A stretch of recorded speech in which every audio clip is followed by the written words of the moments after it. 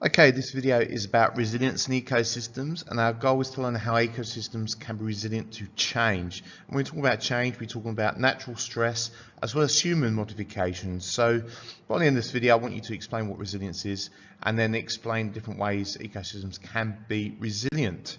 So what is resilience? Well, it's the ability of an ecosystem to adapt to changing environments and to restore its function and structure for an episode of natural or human-induced stress. So now up to 200,000 years ago, the major contribution to a decline in species in ecosystems and extinct ecosystems was to do with natural stress. So remember, when we talk about natural stress, we might talk about climate change, we might talk about increased populations of a certain species within that ecosystem, natural disasters as well.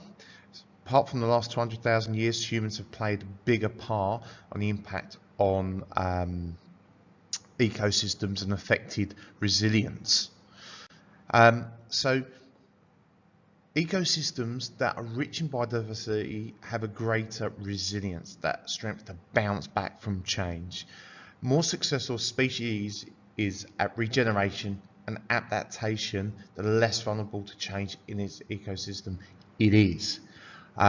So it's really important that species in the ecosystem, can adapt to that change. And remember, natural stress is a lot easier to come back from because it's more gradual, long term, whereas human is very quick.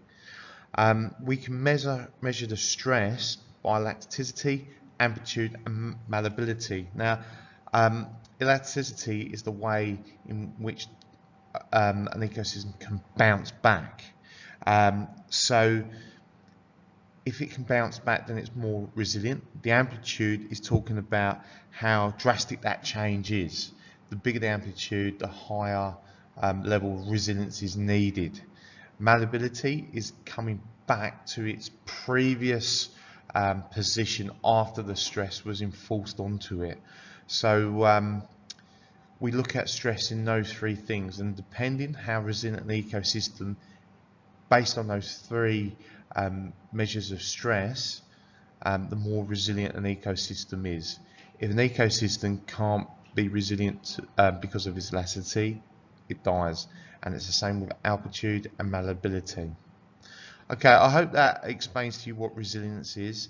Resilience and vulnerability work hand in hand, and when we talk about the survival of an ecosystem, we talk about vulnerability and resilience.